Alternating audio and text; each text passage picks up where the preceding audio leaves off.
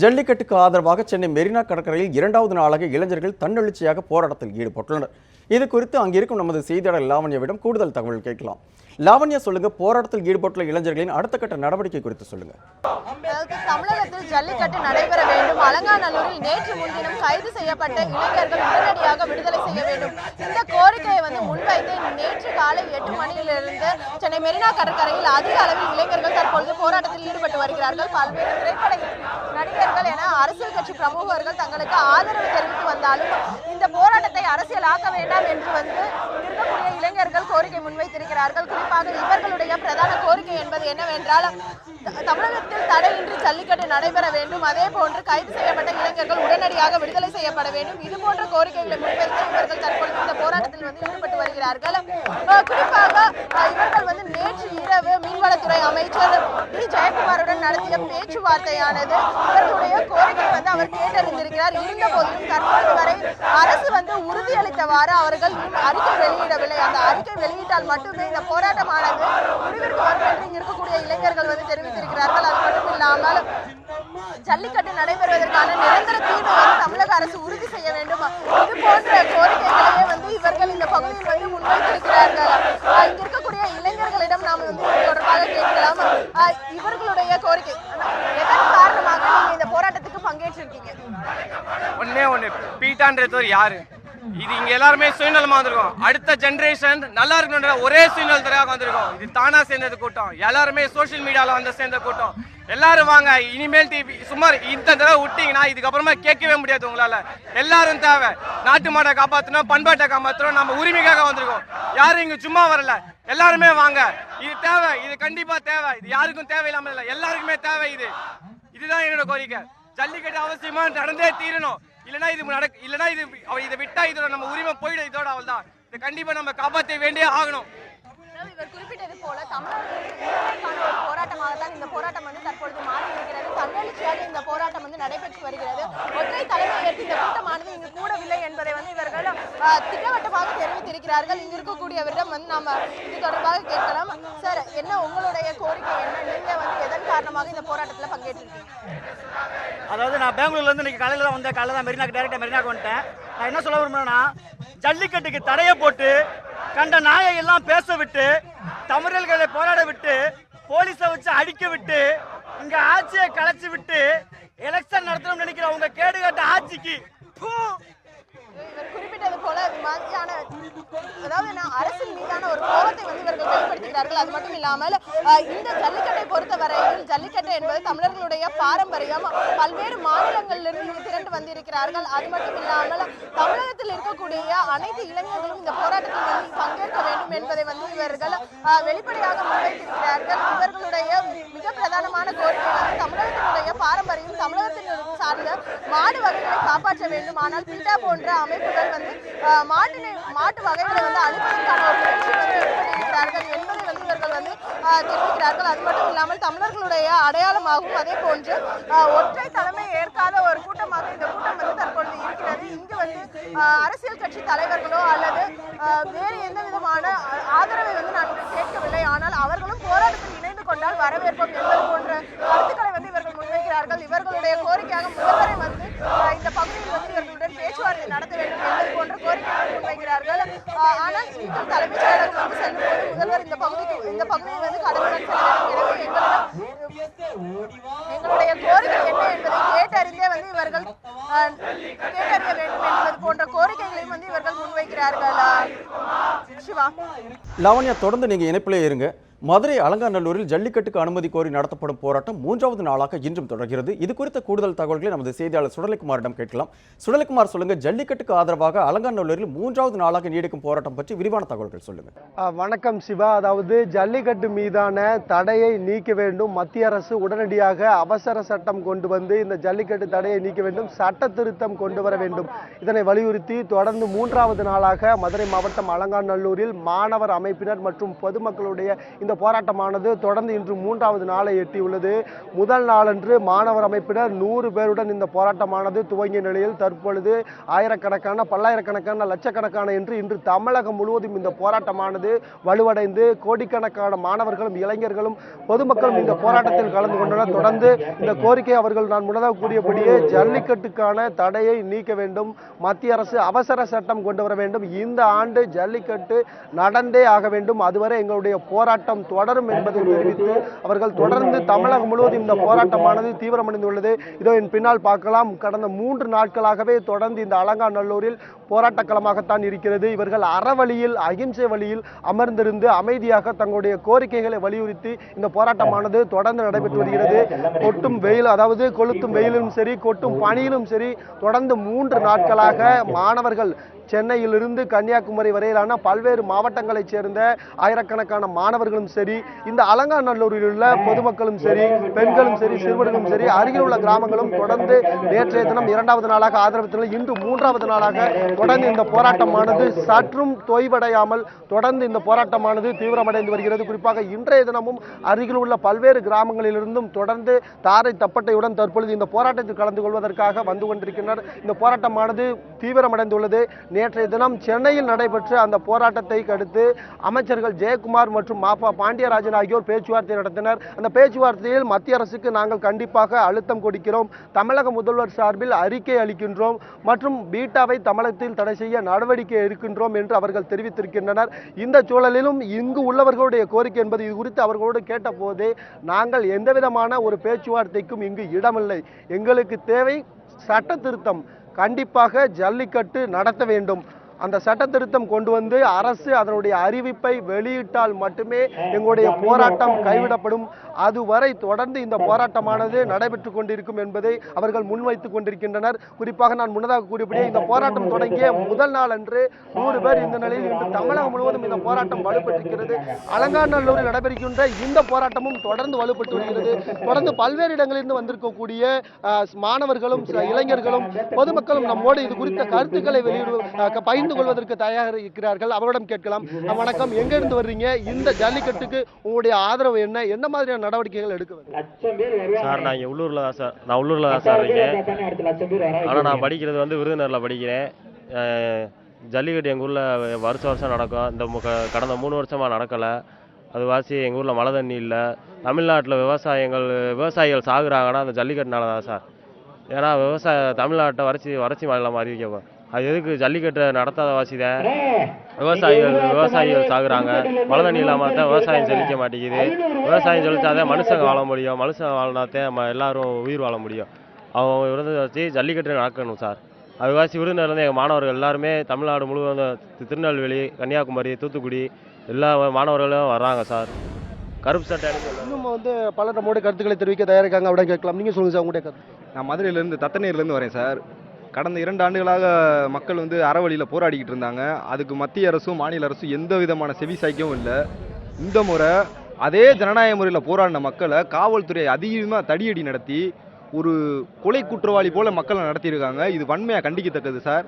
நேற்று இருந்தால் இவரை பாருங்கள் சார், கையில் மாத்திரை எல்லாமே போட்டு இன்னைக்கு வந்து உட்காந்துருக்காங்க. இன்னும் அரசு செவி சாய்க்கலைன்னா எங்களோட போராட்டம் இதை நடத்துகிற வரைக்கும் முடியாது சார். அதாவது தமிழக அரசின் சார்பில் நேற்று வந்து சென்னையில் பேச்சுவார்த்தை நடத்திருக்காங்க. அந்த பேச்சுவார்த்தையின் போது கண்டிப்பாக நாங்கள் மத்திய அரசுக்கு அழுத்தம் கொடுப்போம்னு தெரிவிச்சிருக்காங்க. பீட்டா மீதான தடை நீக்குவதற்கும் அதற்கு நடவடிக்கை எடுப்போம்னு சொல்லியிருக்காங்க. இந்த கோரிக்கையில் நீங்கள் ஏற்றுக்கொள்வீங்களா? அல்ல என்ன மாதிரியான நடவடிக்கை எடுக்க வேண்டும்? எப்போது வரை இந்த போராட்டம் தொடர்ந்து நடைபெறும்?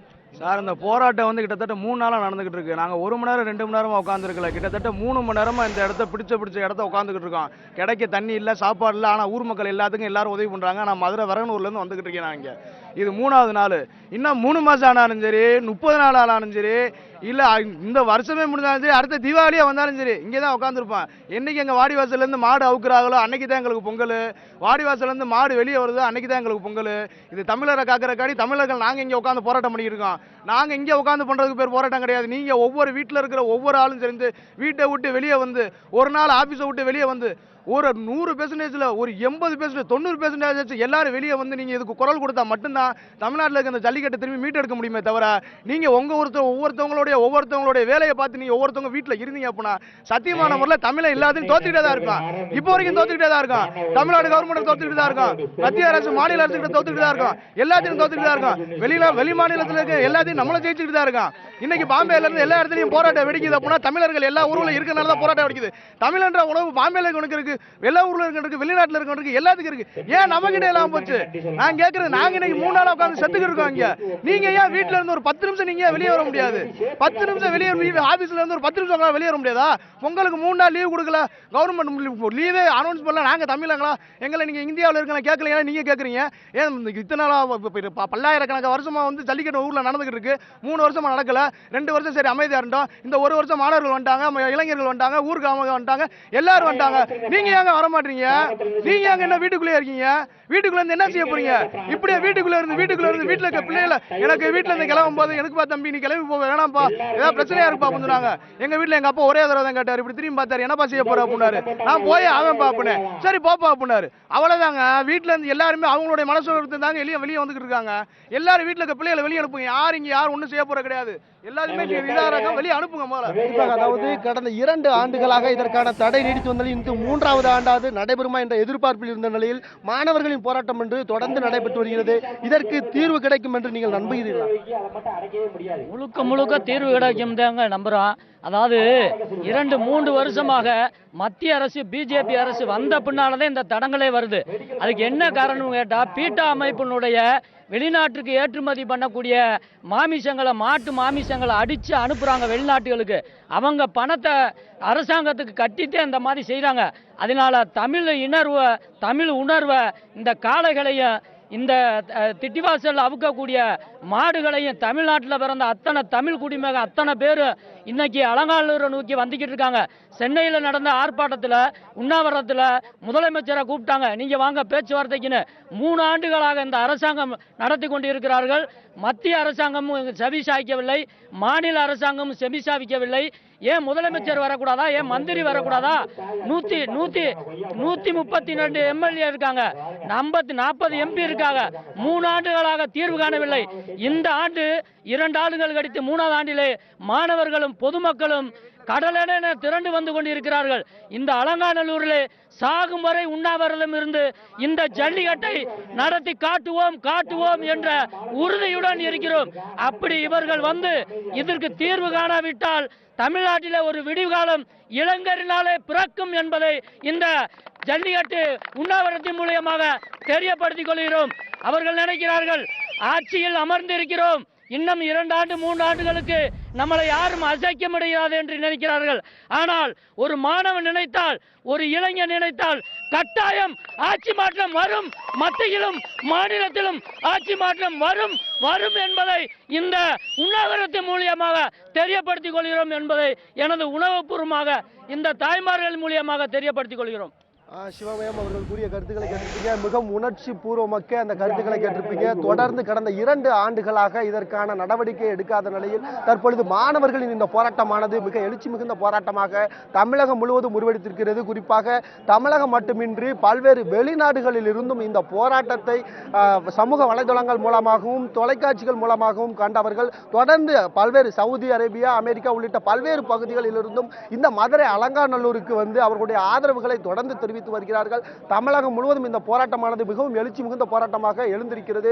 கண்டிப்பாக ஜல்லிக்கட்டு நடைபெறும் வரை இந்த போராட்டம் தொடரும் என்பது தொடர்ந்து அவர்கள் வலியுறுத்தி வருகிறார்கள். சிவமயம். சுடலைக்குமார், நீங்க தொடர்ந்து இணைப்பிலே இருங்க. அடுத்து சென்னை மெரினா கடற்கரையில் போராட்டம் அமைதியான முறையில் நடைபெற்று வருகிறது.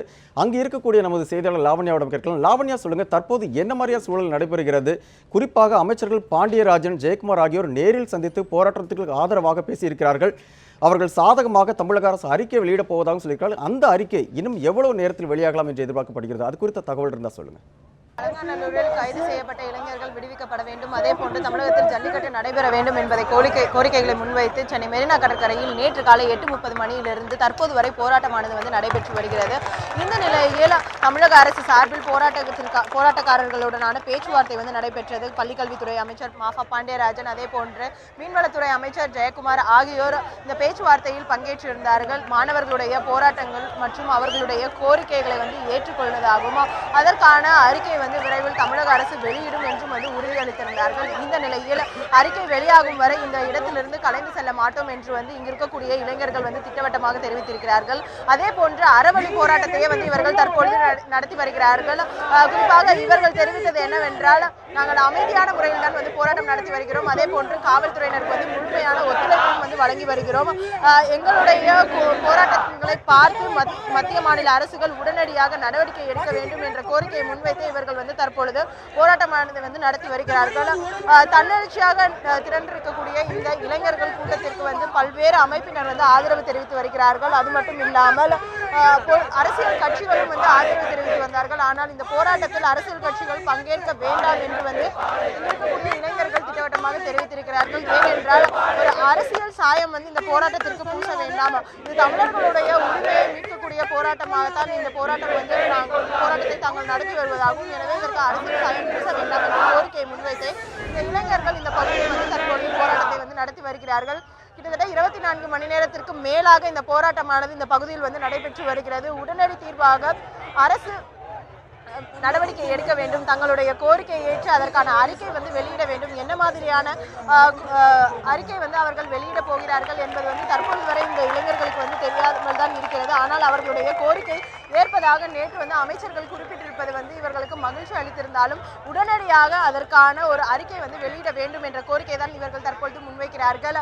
இவர்கள் வந்து பிரதானமாக சொல்லக்கூடிய விஷயங்கள் என்னவென்றால், தமிழகத்தில் தடையின்றி ஜல்லிக்கட்டு நடைபெற வேண்டும், அதே போன்று பீட்டாவை தடை செய்ய வேண்டும், அது மட்டும் இல்லாமல் கைது செய்யப்பட்டிருக்கக்கூடிய இளைஞர்கள் எந்த விதமான முன் நிபந்தனைகளும் இன்றி விடுதலை செய்ய வேண்டும் என்ற கோரிக்கைகளை முன்வைத்து இவர்கள் தற்பொழுது இந்த போராட்டத்தில் வந்து ஈடுபட்டு இருக்கிறார்கள். தன்னெழுச்சியாக போராட்டத்திற்காக வந்து இவர்கள் குரல் கொடுத்து வருகிறார்கள். குறிப்பாக இந்த இளைஞர்களுடைய கூட்டத்தை பொறுத்தவரையில் இங்கு வந்து இளைஞர்கள் மட்டுமல்லாமல் நடுத்தர வயதினர், குழந்தைகள் என அனைத்து சாராரும் வந்து போராட்டத்தில் வந்து பங்கேற்று இருக்கிறார்கள். தமிழர்களுடைய அடையாளம் சார்ந்த விஷயம் வந்து எந்த விதமான மதமும் கிடையாது. ஜல்லிக்கட்டு என்பது இந்துக்களுக்காகவோ அல்லது ஒரு மதம் சார்ந்த ஒரு பண்டிகையாக கிடையாது, ஒரு மதம் சார்ந்த விளையாட்டும் கிடையாது.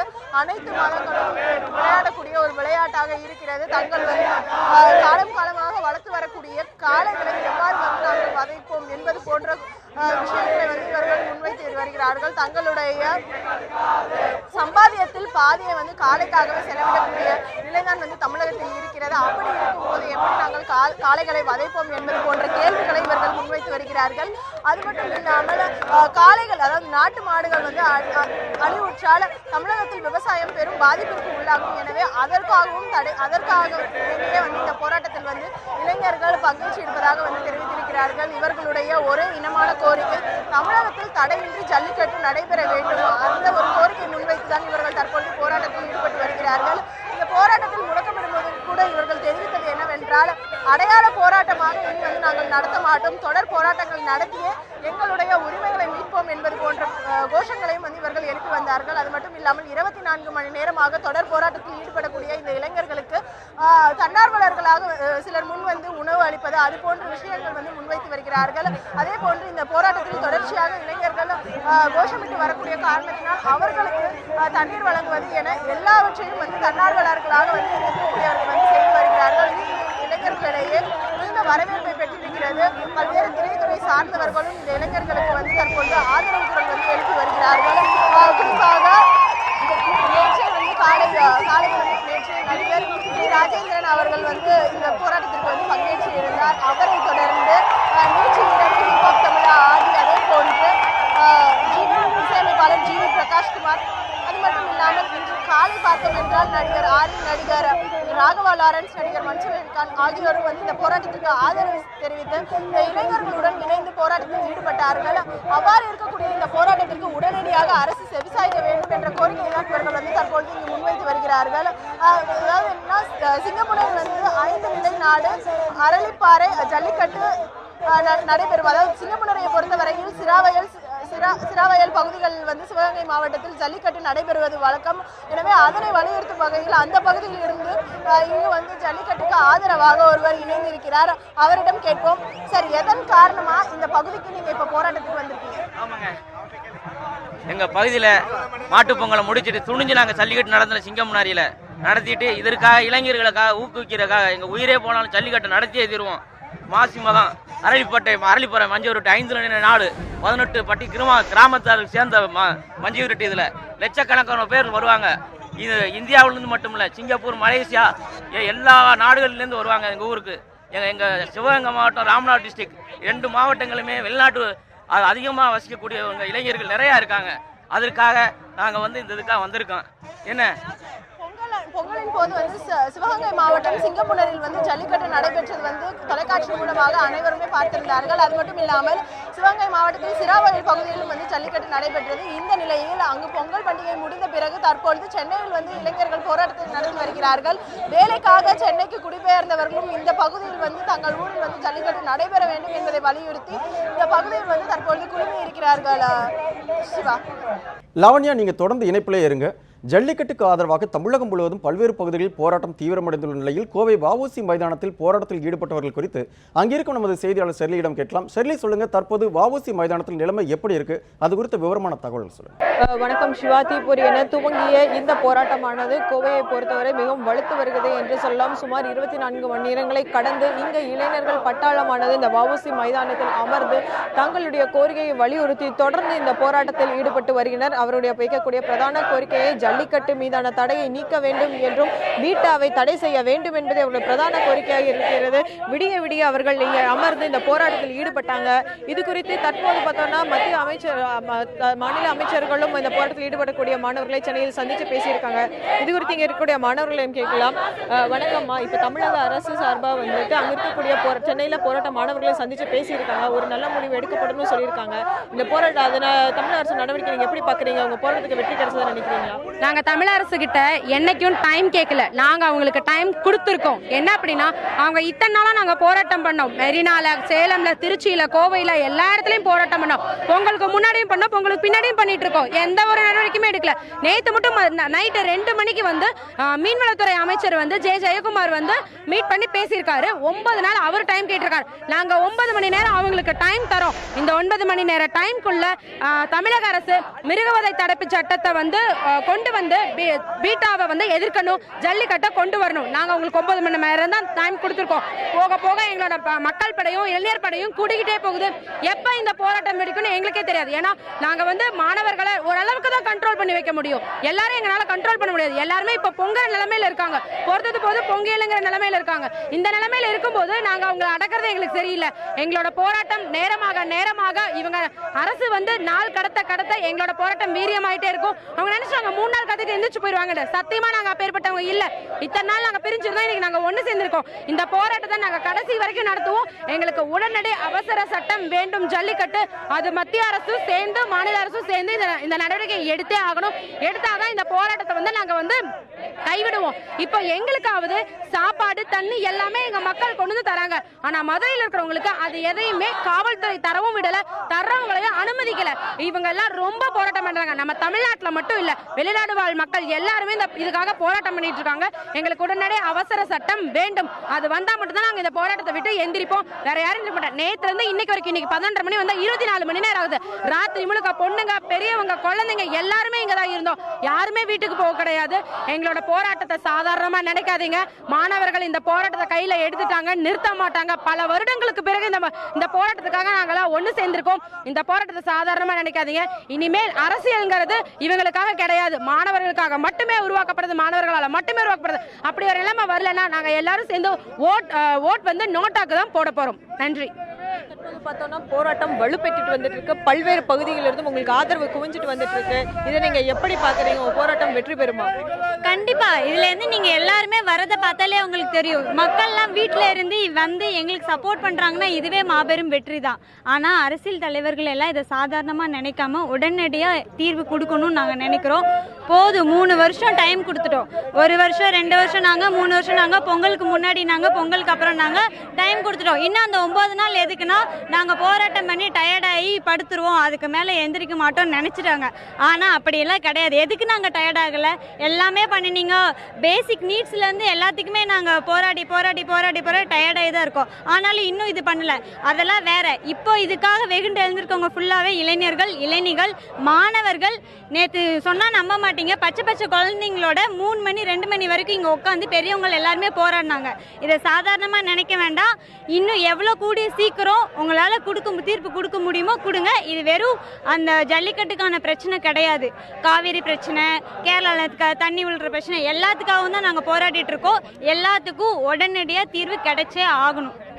தற்போது இங்கு இருக்கக்கூடிய இளைஞர்கள் தெரிவிக்கையில் இது வெறும் தமிழர்களின் உரிமைக்கான இது ஒரு போராட்டம் என்றும், இது ஜல்லிக்கட்டு மட்டுமல்லாமல் தமிழர்களின் உரிமையை, அதாவது காவேரி விஷயமாகட்டும் மற்ற விஷயங்களும் தமிழர்கள் உரிமையை மீட்கும் ஒரு போராட்டமாகவே இது இருக்கிறது என்றும், இவர்கள் இந்த போராட்டத்தை நீர்த்து போகக்கூடிய அரசு செய்யக்கூடாது என்றும், தங்களுடைய போராட்டம் வலுப்பெறும் என்றும் மேலும் பல்வேறு இளைஞர்கள் வந்திருக்கிறார்கள். எனவே இந்த இளைஞர்கள் சக்தி என்பது ஒன்று திரண்டு கோரிக்கை முன்வைக்கும் போது தமிழக அரசு எந்த ஒரு முடிவும் நல்ல முடிவாக எடுக்க வேண்டும் என்று இவர்கள் நம்பிக்கை தெரிவித்திருக்கிறார்கள். எனவே இவர்கள் குறிப்பிட்டது போல இன்னும் சில மணி நேரங்களில் இங்கே பகுதியில் இருக்கக்கூடிய கல்லூரிகளில் இருந்தும் மாணவர்கள் வர உள்ளனர்.